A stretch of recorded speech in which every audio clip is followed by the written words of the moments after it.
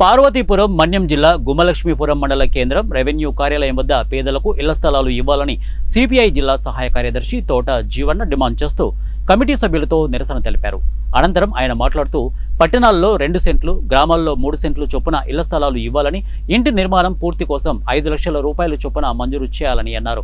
అలాగే భూమి లేని నిరుపేదలకు సాగు భూములు పంచాలని కూటమి ప్రభుత్వాన్ని డిమాండ్ చేశారు.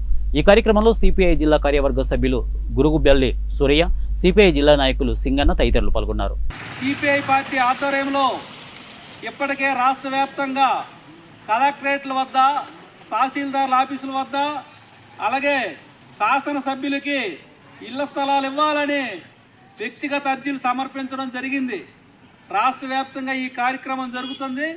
అలాగే నిన్న, ఈరోజు, రేపు కూడా రాష్ట్ర వ్యాప్తంగా తహసీల్దార్ ఆఫీసుల వద్ద వ్యక్తిగత దరఖాస్తులు, అలాగే ఎంఆర్ఓ గారిని కలవడం కూడా జరుగుతుంది. ఈ సందర్భంగా సిపిఐ పార్టీగా పేదలందరికీ కూడా ఇళ్ల స్థలాలు ఇవ్వాలని ఇప్పటికే పోరాటాలు జరుగుతున్నాయి.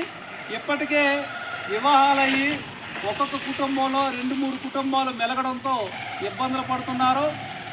ఈ కూటమి ప్రభుత్వము ఎన్నికల ముందు ఆ వాగ్దానం చేసింది, హామీ ఇచ్చింది.